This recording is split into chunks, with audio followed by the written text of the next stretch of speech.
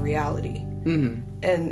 And that's part of dissociation. Yeah. So, and one part that I was gonna add to my paper, but it's so speculative and sort of random that I just didn't, and I also didn't get around to it. It seems as though the only difference between cases of dissociative identity disorder and cases of both borderline personality disorder and dissociative fugue, the only thing that differentiates them is the change of name. I think, because so in dissociative fugue, right, somebody can, run off and find themselves, living somewhere else under a different name, and then wake up, their old self. Yeah. And it seems dependent on waking up as their old self. Mm-hmm. That's when it's called a fugue. That's when it's called a disorder. Yeah. And because they can remember their old name, and that's how they remain for a long enough period of time for people to say, okay, the fugue's over, then, that's how, that's how that's diagnosed. And then in cases of borderline personality disorder, we see people have huge, mood swings, personality changes, stuff like that, which sort of echoes the personality changes seen between alters. And so I feel like it has to be some sort of complicated mixture of stuff like that, because dissociative identity disorder almost always, at least I haven't read of any cases that didn't stem from childhood abuse, severe childhood abuse. And to me, I feel like, as a child learning a coping mechanism, like dissociative disorders in general, like what people do is they, dissociate. They step back. It's not happening to them. It's happening to somebody else. Exactly. And when you're a child, I've read people say, like, maybe it starts out as an imaginary friend, the alter does, and then the line becomes blurred. Yeah. And that makes sense. But also I can see, like, a child, like, dissociating and then, like, kind of, because when you change your name, it's like that's part of your identity. And so it's almost like a clean break. Yeah. So it's like another layer of separation from the trauma. And so that's my whole spiel on that. But I guess going on, like, with the whole, I guess, relationship associated DID, that since humans are so, like, communal and, like, tribal, that we tend to adapt to the situation that we're, like, living in. The common sort of dumb example of, like, best friend women syncing up their menstrual cycles.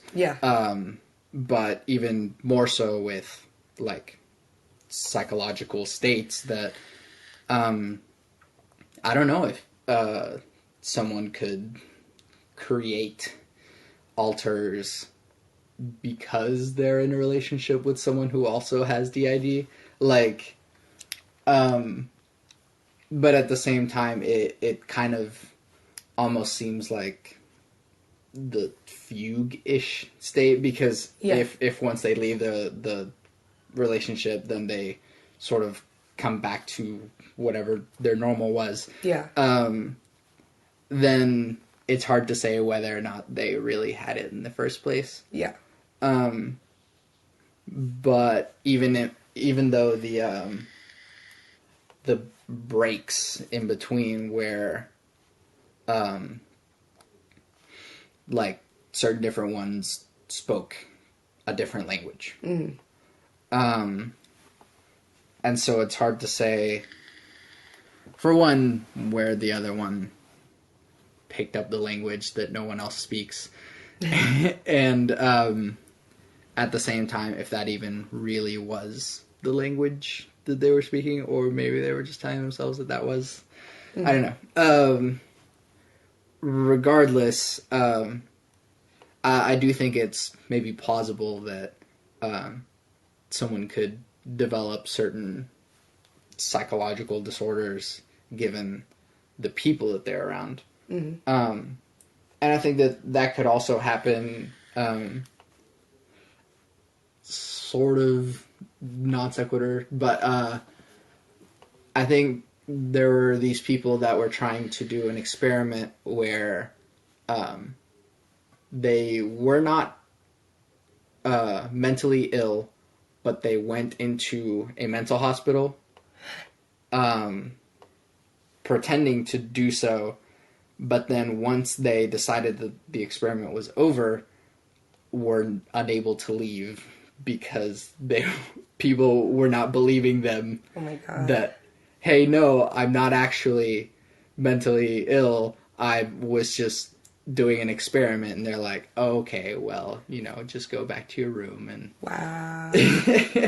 and so at that point, if someone in some regard gets trapped in that environment, perhaps they could also develop those as well. Yeah, well, when somebody tells you that you're, medically, your reality as you know it isn't really real, at least the things that you think in your head about yourself and the way that you view the world are skewed somehow. Yeah. Then, I mean, who are you supposed to trust? Yeah. Well, I mean, because initially they trusted themselves. They were like, oh, well, I'm not supposed to be in here, and I'm just pretending for the sake of this experiment. Mm-hmm. But then, I don't know how long they would have to be in there to maybe have that disappear. Yeah. But apparently it's also really, really hard to prove that you're not crazy in some way, because if even the people at the hospital weren't believing them, or I don't know what sort of psychological evaluation they were doing in order to determine that they weren't actually, I don't know. But, but I initially bring that up is more so to think about the fact that maybe if put in that environment, they would also develop certain traits of the people around them. Yeah, I mean, it seems plausible. Like, other illnesses are contagious. I feel like just because it's a different medium. I don't know. That doesn't really sound right. Yeah. I feel like, and I feel like that might be something that we see also, like with like the inspiration websites and stuff like that, like pro anorexia, pro bulimia websites. I've only visited them just to see what in the world they were, and I mean, I don't really. It seems to me as though it does create an environment for some people who are, predisposed to, who don't have, other people to go to talk to about these things. Yeah. So they go to each other and they validate each other, and it makes it normal for them, and it makes it okay. And so even though doctors and family members and friends, are concerned and say things aren't okay, it is okay. Yeah. Because that's what they're doing. That's and when but that's more of a self-conscious example. I mean, I guess, as far as, because they know that, but I can see in cases like people being, in a hospital and for an extended period of time, I feel like because we don't have they wouldn't have the examples of I guess healthier cognitive functioning people, that makes sense, but I don't know. Yeah. You probably need to think more about that. But even somewhat kind of going back to the personhood thing, that it makes it even harder to define whenever we are so easily swayed by the people around us and our environment. And so, you know, that whenever people dissociate or do a split, that once they decide they are a different person, you know, are they a different person, you know? Because again, we have such control over, like, our, not control, but like our psychology affects our everything else. Yeah. So I mean, in some ways, making the decision to split also changes whatever cells and chemistry in your brain that would also make that brain different than before you had split. Yeah. At the same time, to sort of steer away from that crazy rabbit hole, we do have our own experiences. And regardless of whether or not they are really real or just real to us, they are still real to us. Mm-hmm. In the same way that dreams are real experiences, just not actually happening. Yeah. And there's an obvious physiological response whenever we do have scary dreams or whatever. So, I mean, our bodies are at least recreating that experience or simulating that experience. So it is a real experience, at least to us. What I'm trying to say is that, like, your thoughts are valid. Yeah. Well, definitely. Yeah, I think this is related because what you were saying made me think of it. I hope it is. Our sense of identity is very static, I think, as a whole, like, at least in the West. Can't say much about elsewhere. But like when I said, like, philosophy of mind is what really got me into philosophy, and I didn't know it, is because I would lie awake at night, like, when I was a kid, thinking, like, why am I me and not somebody else? Like that, I still haven't gotten over that.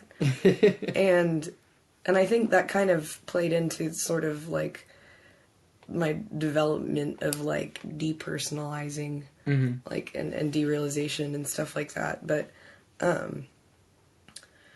But all of that, I mean to say, is we seem to be culturally attached to static and binary and black and white, not gray areas, you know, like, and, you know, even, and what really, like, made me think about this is I saw a professor talk at UCO. I can't remember his name, which is bad. Anyway, but he gave us a speech, a lecture about mental. He's a psychology professor, and he gave a speech about psychopathology and how it's, like, it's basically it's static. It's the way it's diagnosed, basically. Yeah. They're basically, like, cookie cutter, you know. Yeah. Like, and it's not exactly that. Like, you know, there are personalized treatment plans are developed and stuff, but still, like, and it's, I feel like, because of, at least in part, our insurance, like, the way insurance works in America is you have to be diagnosed with something and have a diagnosis code, blah, blah, blah. And in order to do, you know, to get diagnosed with things, you have to meet criteria. Yeah. And so people who are in the gray area get left behind. And they can't treat the symptoms because they can't get treatment covered because they don't have a diagnosis. Yeah. And, you know, someone might be, like, you know, like, just, like, really close to being depressed, but like it doesn't, they're missing one key factor or something, and so you're just really stressed out.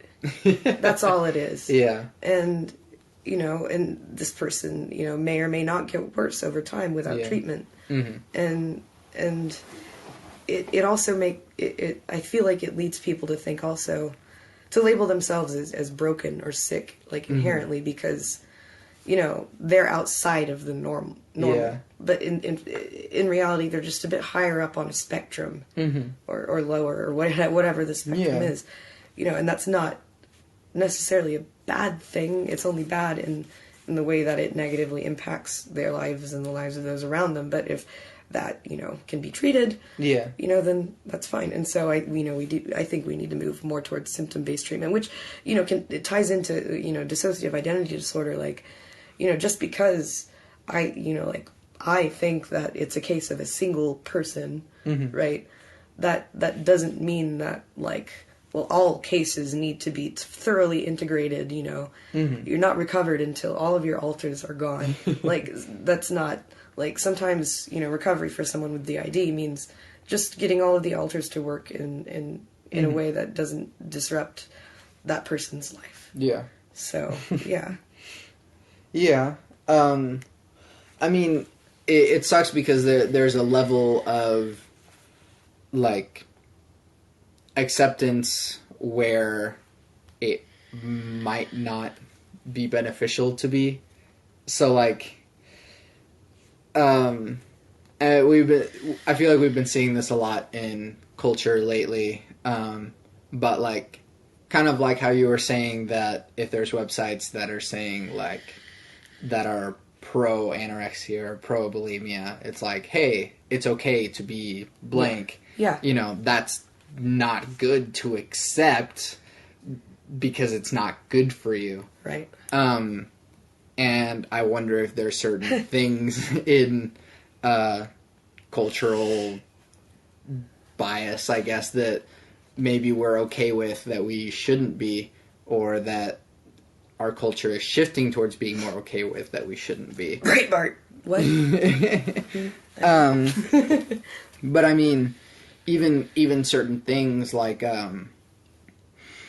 there's a gray area in between, hey, I'm kind of overweight, but that's okay, and then, hey, I'm morbidly obese and I should do something about it. Yeah. And so at what point is being overweight acceptable, and at what point is it hazardous to your health? And yes, there's a gray area, but to some extent it's sort of always hazardous to your health. Yeah. And so, which I'm not saying that if you're overweight you're unhealthy. It's just that certain acceptance of certain things can lead to more detriment of health. Yeah, and another thing is overweight is different for everybody, obviously. Yeah. And the BMI chart, that's been, I mean, people still use it, but it really shouldn't be used anymore. But yeah, that's still, we need to individualize things. It's, what is healthy for you? Yeah. And I think, as far as, oh man, I was going to say something about loyalty to loyalty again, because that's great. I don't know if I talked about Royce last time we talked, but, oh yeah, because we were talking about, people finding, internet communities that validate their, negative ways of thinking, and, there's a philosopher that is amazing. Royce, James, I think his name's James. Wow, I am totally blanking. But he's an American philosopher, and he wrote about this theory of loyalty to loyalty, right? And so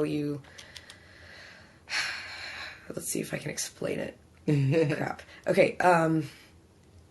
So to be loyal is to not get in the way of other people being loyal to other things, sort of. That's being loyal to loyalty. So loyalty to loyalty, the beauty of it is it lets people do whatever the fuck they want to do as long as they don't hurt anybody else. So it's like, you know, Nazis, they were loyal to a cause, right? But their cause was not, it was stomping on the loyalty of other people. Yeah. So, you know, it like that takes care of that, you know. Yeah. It's kind of my favorite, like, yeah, you know, ethical way of thinking. Yeah, and I mean that does kind of stem onto like human rights and stuff, and that in general, a good, hey, as long as my rights don't rub upon your rights or get within your rights, then we're both pretty good. And in general, that's a good value to have. Especially lately, that at the same time, at what point do we intervene whenever it's someone else, like, hurting themselves, for example, you know? Yeah. And so, like, there are times when we do have to rescind our own rights in order to either be helped or help someone else by taking away their rights. When you're hurting yourself, you're part of the community, so you're hurting a part of the community. So part of being loyal to loyalty is, you know, being able to help someone, being able to interrupt them when they're hurting themselves. Sure. Like, that's just what it is to be a person in a community. That's at least a functional community that cares for everybody inside of it. I don't know if that still exists. Yeah. But I mean, like, to a certain extent, and I'm thinking of, like, gay rights, for example, that, you know, some people think that, no, these people should not have the right. So, I mean, that is expanding your religious right onto someone else's personal rights, which it should not extend to there. Yeah, so that would be invalidating. Yeah. They would be, that's not being loyal to loyalty. Yeah. You're hurting somebody else. Even, and like, because there's also, I guess people, you know, might say like, well, you know, they're online in forums, they're not actually like hurting anyone, they're just words, freedom of speech. Well, we need to be a bit more like skeptical of that, I guess. Not because words are, I don't want to say they're like weapons, but they kind of are. Like, they can spread. It's like they spread disease. They can cause people to become, you know, suicidal and depressed. They can, I don't know, and I feel like that's another thing. Like, loyalty to loyalty isn't just like, you know, being respectful or like, you know, or like a system of governance or anything like that. It's like all encompassing. Yeah. I mean, the religious people would argue that, oh, well, we're just helping you by not letting you have these gay habits or whatever. And, you know, that's what they think is helping the community. And so that's less a problem of, like, rights per se, and more a problem of what they think is right in order to... Oh man, the usage of the word right is inconvenient when talking about rights. But I would like to follow that train of thought regarding freedom of speech, that it's hard to say, and lately, and forgive me for getting political, but at the same time, it's also connecting to the philosophy that we've been talking about, but like that some people, not even some people, there's like these movements that have been dubbed now the regressive left and the alt-right, and so the reason the regressive left is regressive is because they have stopped idealizing the same liberal ideas that they were founded upon. And so the liberal ideas of freedom of speech and open discourse and giving rights to everyone becomes regressive because, well, yes, you're free to speak, but you can't offend anyone. You're free to speak, but you can't do blank. And so you're no longer espousing these liberal freedom of speech points of views. You're actually restricting those points of views that some time ago that the conservative side would have said, no, we can't have certain freedom of speech. They might denounce our God. But I'm getting on that train of thought because I feel that to some extent, yes, words can be dangerous. You should not yell fire in a crowded theater. And that is a crime. But at the same time, like, it's hard to say whether or not certain people's freedoms are trying to be restricted by other people's freedoms. For example, if someone calls me an asshole on the internet, for me, yes, that would offend me, and that would hurt my feelings slightly. I don't really care. But for the sake of the example, yes, that would offend me in a way. At the same time, though, I'm also free to just not use the internet. And if I'm willing to put myself in an environment where that is a possibility, then I have to acknowledge that that is something that's going to occur there. Yeah, it's like there's a delicate balance in there. I guess,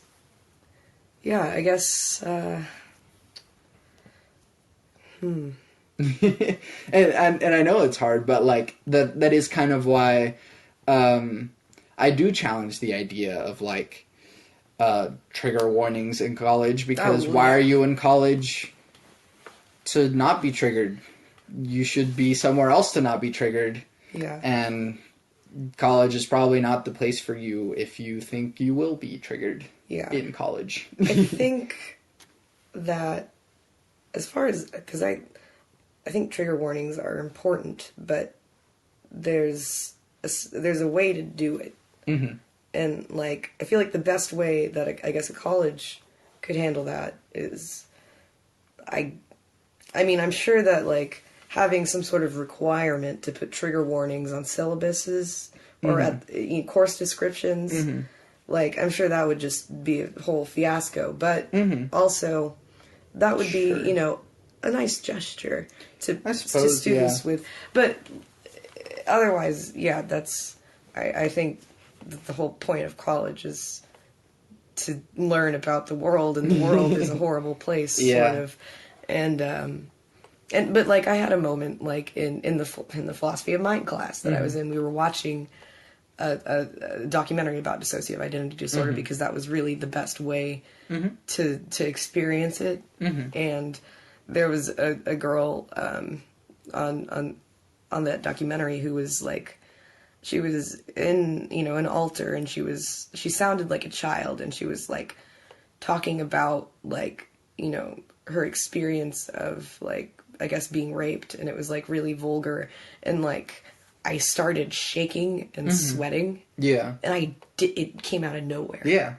And I don't know why. Like, but, and I wanted to leave the room. Yeah. And I had that moment of, well, if I leave the room, everyone's going to know I'm uncomfortable. So I know I sort of like what it's, but I'm just lucky that, I was in a place, mentally that was fine. Yeah. I didn't have to freak out or anything. It didn't like ruin my day. It was just weird. Yeah. I mean, I think also socially, culturally, being treated weird because, oh, that girl walked out of the room because she was like shaking. And, that's just dumb to even bring it up. But at the same time, like, people should be free to, in the same way that, like, I don't want to watch this movie, I'm going to walk out the room, in the same way it should be as free as I have to go to the bathroom. Yeah. Yeah. So, I mean, yeah, maybe in course descriptions have, like, hey, in this course we're going to be talking about this stuff. Beware. But, I mean, at the same time, you don't really have to say beware. Yeah. Just kind of say, like, this is what we're going to be talking about. I guess, yeah. Definitely. Yeah. Because everything is beware to someone. Yeah. So to say beware is just a slippery slope of saying everything is triggerable. Right. And I mean, because, like, and that's another thing is people can be triggered by like, seemingly mundane things. Like, there are people that I know who are triggered by certain foods, and so yeah, that's the thing. I was going to say something else. Oh no. Oh well. But yeah. But, and then regarding freedom of speech too, that, like, the one thing that sort of keeps coming up in sort of alt-right sort of arguments is that, like, if someone gets fired for saying something racist, it's like, oh, they were restricting my free speech. Well, no, your free speech wasn't being restricted. You're free to say whatever racist bullshit you want. The government or whoever is not responsible for how people treat you afterwards. Yeah. And it's fully within the rights of your employer to not want to hire a racist. Yeah, employee conduct. And at the same time, perhaps there's a level of discrimination there, but, like, I don't know, man. We profile everything. Like, and, sometimes we profile incorrectly or profile certain stereotypes, but at the same time,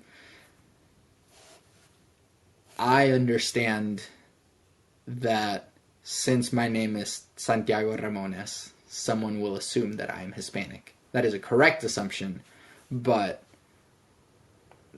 they're profiling me, and they could go further into profiling me and assume maybe I'm Mexican. Right.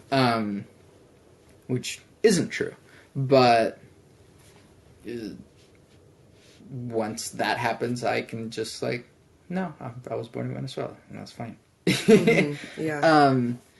But if anything, just, like, educating people enough to, in one sense, drive those stereotypes away, and then in another sense, just have people not be racist. Yeah, well, I don't know. Like, the thing is, like, I don't know why we don't teach kids more interpersonal relationship skills in school, because, like, I mean, you can make a genius, but isn't it kind of important to, like, be, like, producing nice geniuses instead of bad ones? Yeah. Mean ones that are gonna, tweet at 3 a.m. to Alec Baldwin. I don't know. Like, I don't get it. People, I feel like there's some sort of, like, common sense that of how, people should treat each other that some people just don't get. Well, there's a sense of collectivism versus individualism that we live in a society that encourages individualism, and so interpersonal relationships aren't valued as highly as seeking financial gain. Yeah. Wonderful alienation. And so while we can acknowledge that humans are inherently social creatures due to hundreds of thousands of years of, well, maybe just 100,000 years of evolution, that we are to defy that social nature in order to adapt to this society. Chris Ryan's writing a book about that. Nice. Yeah. But I mean, I'm sure a lot of that, like, racism and tribalism, negative tribalism, also stems from this sort of worrying about me and mine. Mm-hmm. So, like, yeah, we're in a society that encourages people to fend for themselves, and so that has a tendency to skew towards other tribalism, including racism. Yeah. You know, it's really weird as a very dualist culture, you know, like in America, you know, like at least in Oklahoma, I should say, like it was funny in philosophy of mind. There was a moment after we had gone over materialism that, you know, Dr. Russo asked the class, like, who all thinks, you know, this might be a thing, you know, that makes sense, basically. And I rose my hand. I was sitting at the front of the class, and I sort of like looked to my side, and nobody else was raising their hand, and I was like, wait, what? And then everybody laughed, and I turned around, and there were two others. But like, for a very dualist kind of, like, you know, we have souls. There's more than just a body. We're not just material. Like, we definitely act like we're just material in a way that it's like, if it's not physical harm, then it's hard for us to really understand that and grasp it, and it's hard for us to understand how we can harm other people with our actions and our words and everything else. Yeah. Like, I mean, I don't even believe in psyches and souls, but, like, you know, I just feel like, wouldn't you believe that you can damage it? Yeah. You know? Yeah. I don't know. Well, I mean, there's a cultural separation between what people regard as, well, I mean, our culture separates finances from social endeavors. So, I mean, it's rude to ask someone how much money they make. But it's not as rude to ask if they're married. Yeah. But whenever regarding religious views and, oh, well, if a majority of America is Christian and believes in souls, then it would make sense that they would also believe in caring for their neighbor. But again, as a society, we're capable of separating these things. And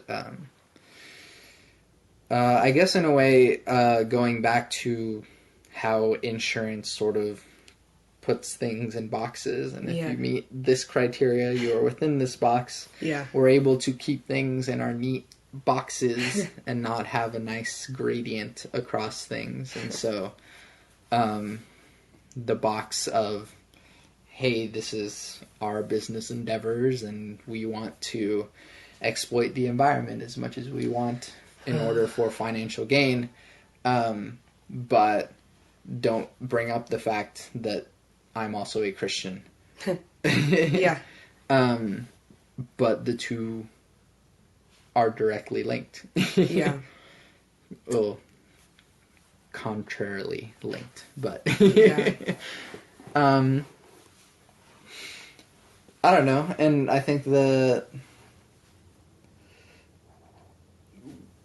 how do you feel about the trend towards at least liberal people leaning towards more socialist type community? Yeah. I'm all for it. Yeah. Yeah. Which is strange considering the Cold War. But I mean, what do you think has led us to at least be more accepting of that? Well, I think part of it is the majority, well, not a majority, but a lot of Americans are these days are younger. Like the adults in America not all of them remember the Cold War. Yeah. I don't remember the Cold War. Yeah. And so my parents, and they they weren't in the war. Like they were alive during the time. Mm-hmm. But, and they never talked to me about politics. Yeah. So I was on my own to find my way. Mm-hmm. And, I grew up, in the Catholic Church, and so that's where I got my early moral, compass from, and sense of right and wrong, and guilt. And guilt, yeah. But somehow I found my way to socialist things and further, Mm-hmm. But yeah, I think that's kind of common sense next step. Like, capitalism needs to calm down. It's time to treat people like people for once. Yeah. A very bad transition towards how do you feel technology incorporates with humanity and the mind? I think it's great. I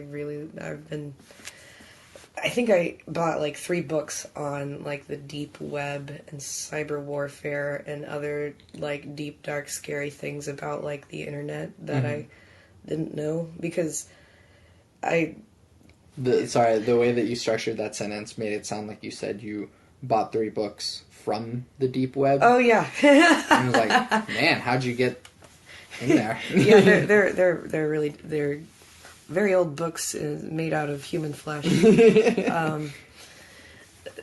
I think the spread of information, like being able to just like Google something and learn immediately what it is definitely speeding up human progress. I think, like, at least, I don't know, like, you can just go onto a database and see all the current medical studies and research that's going on, And so, ideas are being spread faster, and I guess the one thing is, we're not interacting with each other face-to-face as much, I guess. I mean, I don't say that. I shouldn't say as much. I feel like we're interacting with each other more. It's just not always face-to-face. Yeah. Because, like, and this is the problem I've always had with people, like, dissing on Facebook and social media in general, is like, well, you're not really, if you really like them, you would see them in real life. Well, sometimes that's not possible. Yeah. But I enjoy being able to keep in touch and talk to these people, It makes me feel less alone. Yeah. So, and then other technology aside from just the internet, which is crazy. It's like another world. Anyway, but yeah, I've been really excited about like virtual reality like stuff. Yeah. Because I'm just really hoping we're not in like the base simulate, like that theory of simulation theory. Yeah, I think I just really hope we're not the first level, because otherwise our world and all the other simulations that we've created are screwed. But if not, then maybe somebody will press reboot if we fuck things up too bad. No, I mean, I feel like I think they're just letting the simulation run and just seeing, like, man, they're going. Yeah, or probably part of a computer or something. Yeah. But I mean, we see the occasional glitch in the simulation. Serendipity does that a lot. I feel like the universe enjoys coincidence. Yes. You messaged me as soon as I called you. Yes. So I mean, yeah, maybe those are glitches, or it's just they happened. Yeah. But I mean. I do think, well, yes, it is mathematically more probable that we are in a simulation rather than whatever the real world means. But I also think that I tried having this conversation with one of my teachers regarding, since earlier you brought up, like, uploading the brain into the computer, and sort of kind of talked to my brother about it too, is that we still, like, someone is still alive if you upload the brain to the computer. Mm-hmm. That, like, for my experience, or your experience, if you were to upload your brain to the computer, mm-hmm. your experience would still be here. Mm-hmm. And so, cool. Yeah. It also kind of comes with the teleportation problem or the cloning problem. Yeah. Is that if you teleport someone, you are just killing them and bringing them back to life, recreating a version of them somewhere else. Yeah. And if we're okay with that, I mean, if, you know, hopefully society is moving towards a less soul-based model to where teleportation could be the next Christian up in arms movement, that, hey, we can't have teleportation, where are your soul's gonna go? Oh no. Would you want to be uploaded into a computer? Sure. Yeah, and I'll totally die in space with Elon Musk. That's cool too. Yeah. Yeah, no. And people are, you know, I guess trying to get at, like, sort of immortality and prolong transcendence. Yeah. And all that. Yeah, and I think probably the way that I'm sure other people are trying to go about it, but the way I think it might work best is if we learn how to teach ourselves to, or, like, create other cells, I don't know, somehow slowly replace the material that we're made of with functional material that doesn't degrade as quickly as our own. So, yeah, I feel like we're on our way to doing that. Nanomaterials are difficult, though. 'Cause, I don't know, I don't have tweezers that small.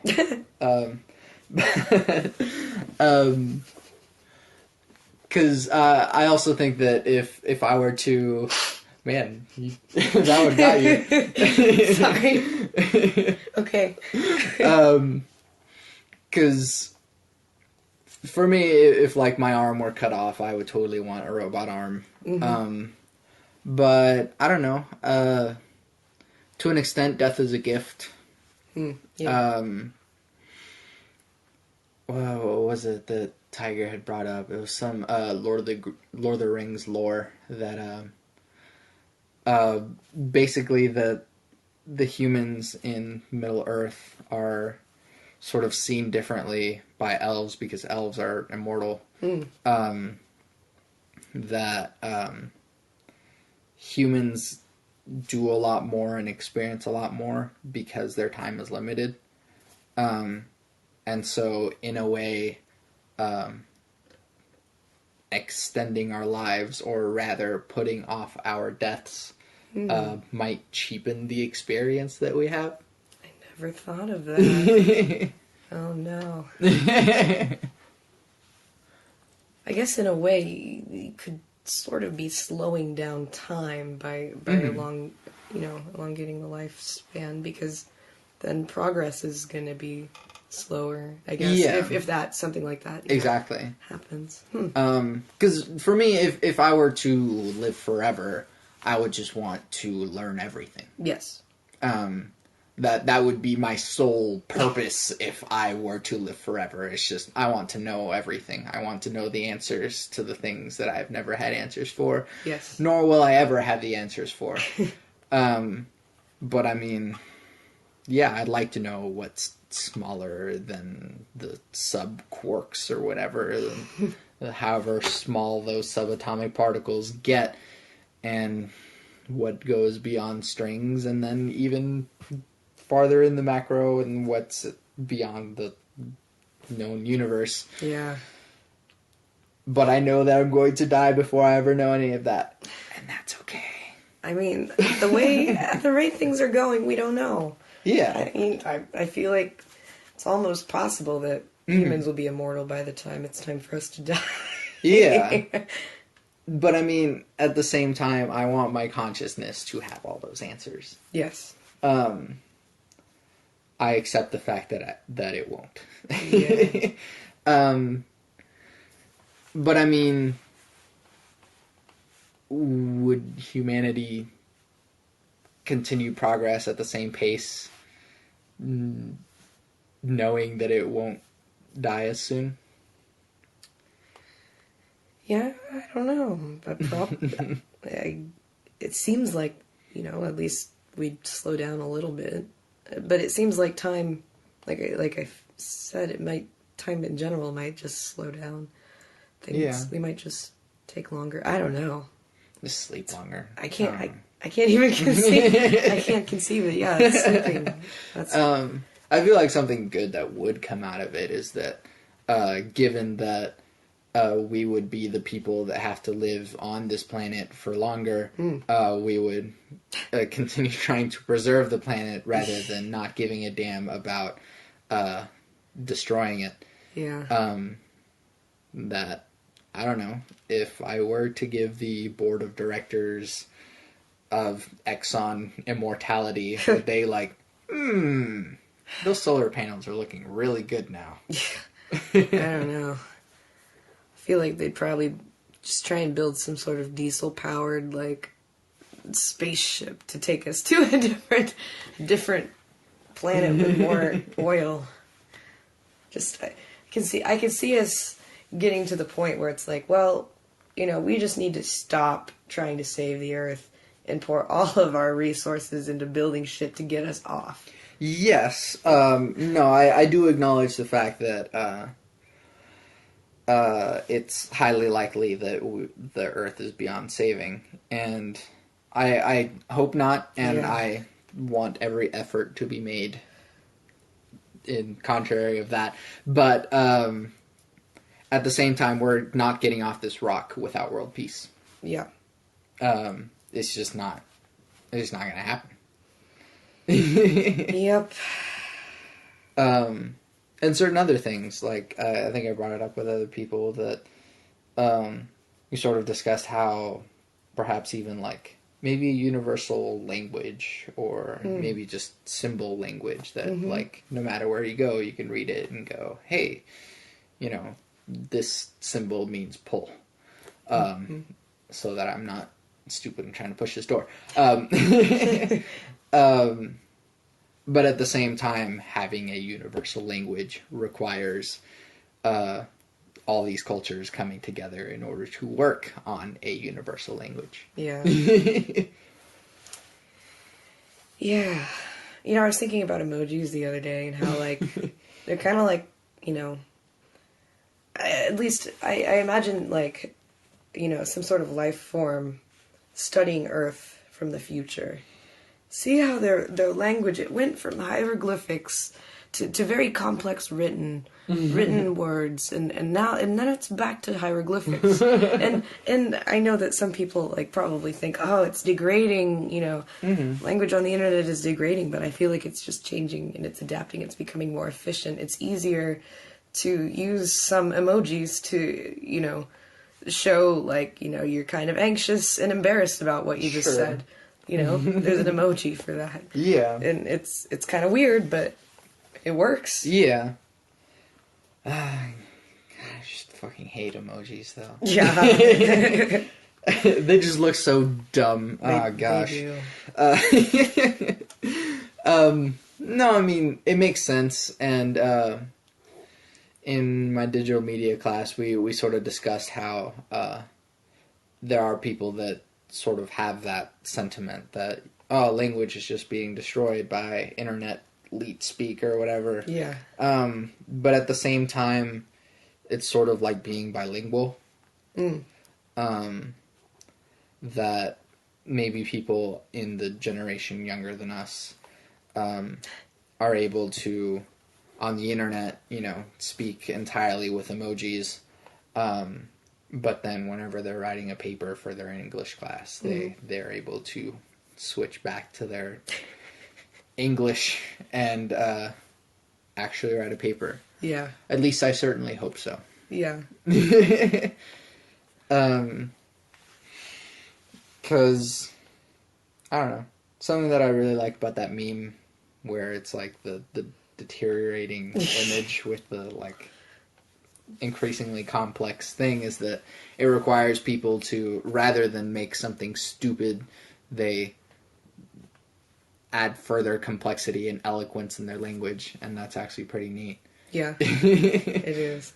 That Shakespeare one. Yeah. Oh my god.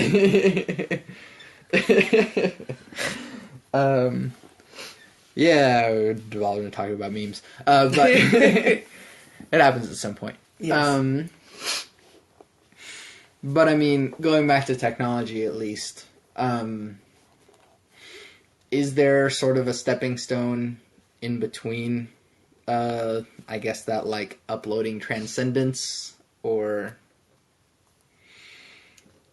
I feel like we're almost there. Like, part of our lives are becoming intertwined with technology. Mm-hmm. Like, part of our identity, like if somebody has a Facebook, that's part of their identity. Mm-hmm. That's an extension of their person. Mm-hmm. At least the way I see it, Yeah. And for me, most of it is more beneficial than negative. And, Yeah. but yeah, they're like... People are... Technology is good for people. That's all. That's all. Yeah. I've been thinking about it so much that like my brain kind of collapses every now and then because there's just so much going on in the world. Yeah. And that's kind of another hard part about it, that like, since there is so much information that it's really hard to comprehend all of it. Yeah. And so we get these internet communities that just kind of refine and curate the information that we access. Hour-long callback.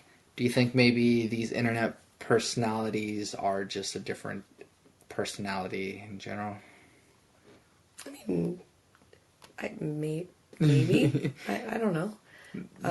Maybe in a way we're sort of splitting too. I don't think so. I feel like... I mean, but maybe that's just because I don't feel like I have any one... Because I feel like a different person from day to day sometimes. Like, at work and at home. Like, and it's... Sometimes I feel more myself at work. It just kind of depends on the environment and what's going on. But on the internet, I feel like I have more confidence, obviously. Like, there's obviously other people think the same way because they end up trolling YouTube comments and Yeah. But yeah, I don't know. I feel like it's more of just a representation. Yeah. But then... Because at the same time, something Chris Ryan brought up on his podcast, he was saying how he had a girlfriend who spoke several languages, and one time he was with her, and she got a phone call from her mom or her dad or something, and whenever she spoke in a different language, he saw her behavior change. He saw, like, her mannerisms and the things that she said, like, changed. And so he almost related it to DID in the sense that, like, whenever people speak different languages, they switch to sort of this different personality that's slightly different. It's still the same person, but it's like, and I've noticed it myself too, that, like, my voice is a little higher when I speak Spanish.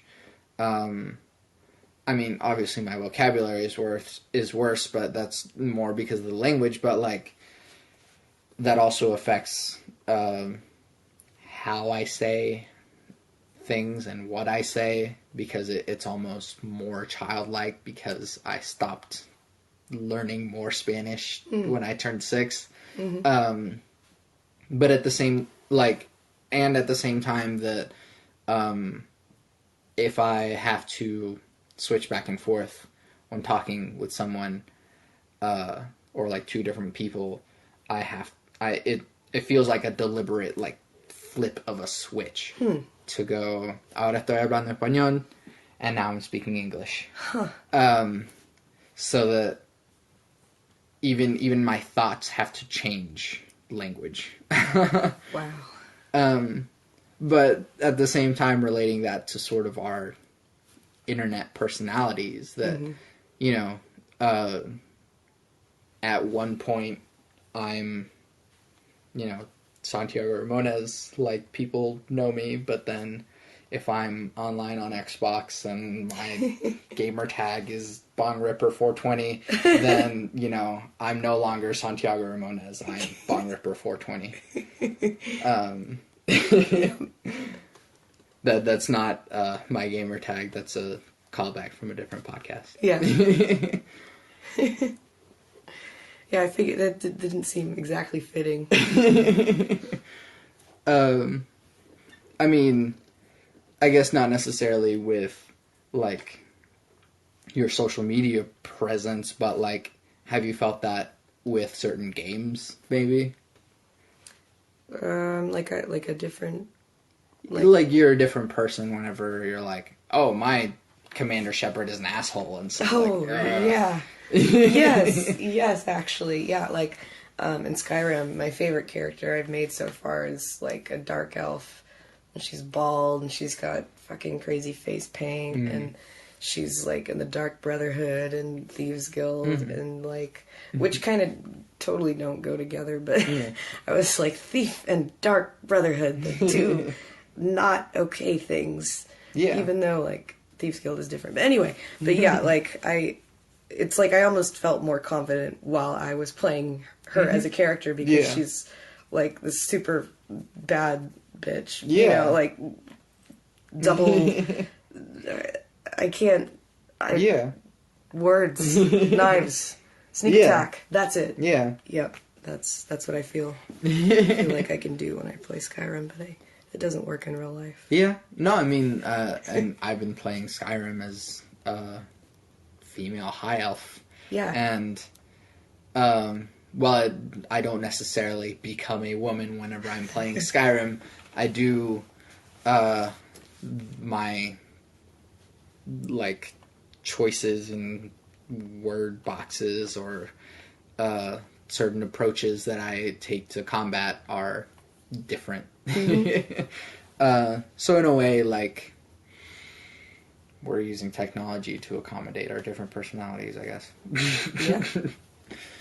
Whatever a person is. Yeah. Cool. Libby, where can we find your stuff? I have a Twitter. It's at Libby Noose, except my last name is spelled like N-O-U-S, like the word for soul, or sort of. And what else? I have a Facebook. And Instagram. Oh yeah, I have an Instagram.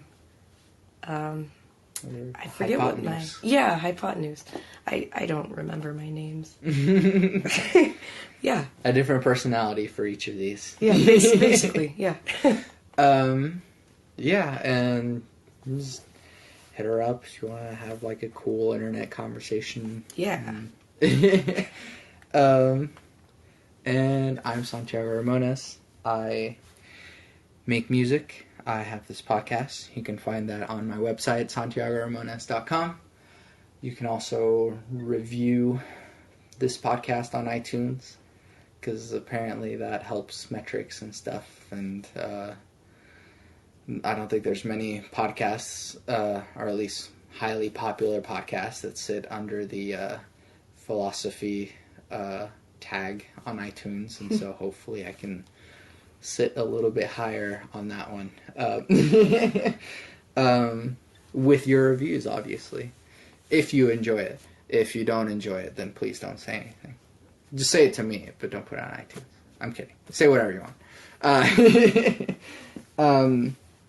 Yeah, and I always end every podcast with my 3 things, which is love never fails, it's going to be okay, I might be wrong.